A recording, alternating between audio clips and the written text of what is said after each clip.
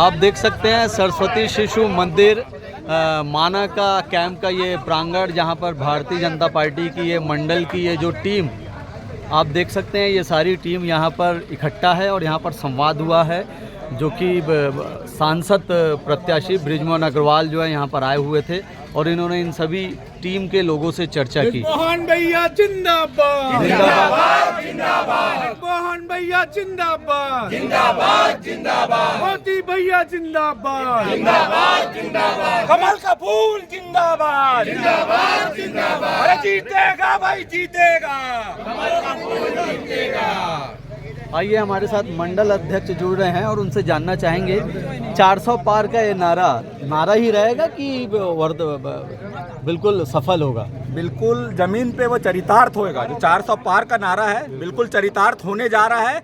इसमें भारतीय जनता पार्टी का जो उल्लास आपको देखने मिल रहा है, ये पूरे देश भर का उल्लास है और निश्चित रूप से मोदी जी के ऊपर लोगों का जो विश्वास है, अटूट विश्वास है, उसकी एक नमूना जो सेमीफाइनल के रूप में पिछले दिनों जो चुनाव हुआ 2023 का, वो एक सेमीफाइनल था। और आप देखे हैं कि भारतीय जनता पार्टी के पक्ष में सभी राज्यों में प्रचंड बहुमत के साथ सरकार बनी और अब 2024 का जो लोकसभा चुनाव है, और आप देख रहे हैं कि हमारे कांग्रेस परिवार के प्रदेश के सचिव हमारे इजारदार जी, हमारे डॉक्टर पिल्ले जी, हमारे महाराज और ऐसे सैकड़ों कार्यकर्ता जो है भारतीय जनता पार्टी की रीति नीति से प्रेरित होकर जुड़ रहे हैं। ये एक भारतीय जनता पार्टी का जो 400 पार है वो नारा नहीं रहेगा, चरितार्थ भी होगा। आप एकदम निश्चित रहिए। और हमारे बीच में हमारे एक प्रश्न आपसे कि कांग्रेस का आरोप है कि आप लोग जोड़ तोड़ की राजनीति कर रहे हैं, डरे हुए हैं, इसलिए कांग्रेस के लोगों को पाला बदलने पर मजबूर कर रहे हैं। जो कांग्रेस और उनका गठबंधन जो इंडी गठबंधन है, एक फरेबी गठबंधन है, जो कि खुद उनको फोबिया है, एक डर।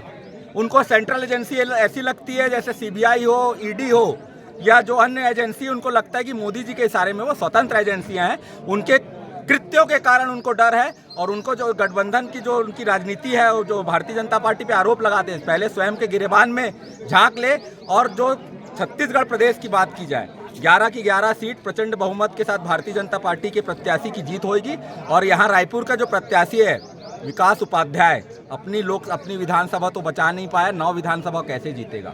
उसको तो लोग 9 विधानसभा में जानते तक नहीं है। और उनके सामने ये बात हो गई कि एक शेर के सामने एक छोटा सा बछड़ा या बकरी को ला दिए हैं। मैं उनके लिए पूर्ण संवेदना रखता हूं और उनको अभी से ऐतिहासिक हार की बधाइयां देता हूं।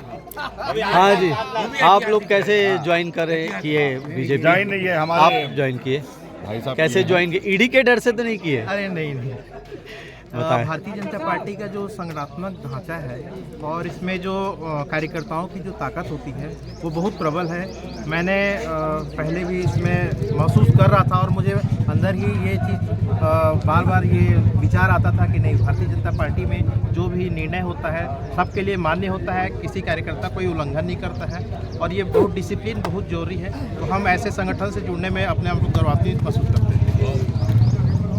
जी बताएं, आप भी ज्वाइन किए? पूरे देश का विकास करती है और हम भी डॉक्टर्स जो होते हैं वो भी एक प्रकार से देश का विकास करने में बहुत महत्वपूर्ण भूमिका निभाते हैं, तो इस कारण ही मैंने ज्वाइन किया।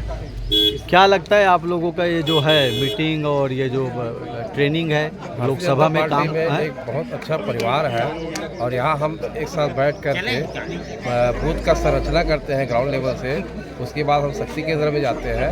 ऐसा बढ़ते बढ़ते हम पूरी टीम को एकदम सहयोग करके काम करते हैं और बहुत अच्छा कार्य होता है भारतीय जनता पार्टी।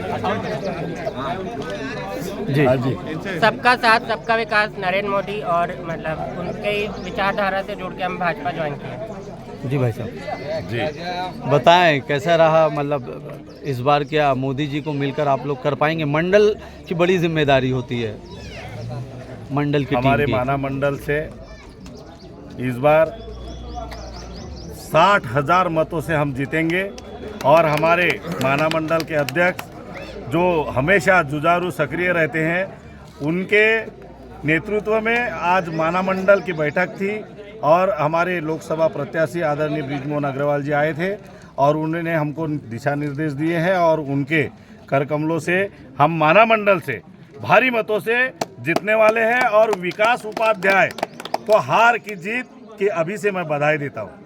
बताइए, युवा मोर्चा का कितना योगदान होगा? युवा मोर्चा का योगदान विधानसभा में सबको देखने मिला है। हम यहाँ 33,000 वोटों से जीते हैं। इस बार 1 लाख पार की हमने घोषणा की है और ये 25 बहुमत से हम जीतेंगे, इसका हम आपको आश्वासन देते हैं। यहाँ पर महिला मोर्चा अध्यक्ष भी हमारे साथ जुड़ रही हैं। महिलाओं का जो 1,000 जो आप लोगों के खाते में आ रहा है वो कितना कारगर होगा लोकसभा में?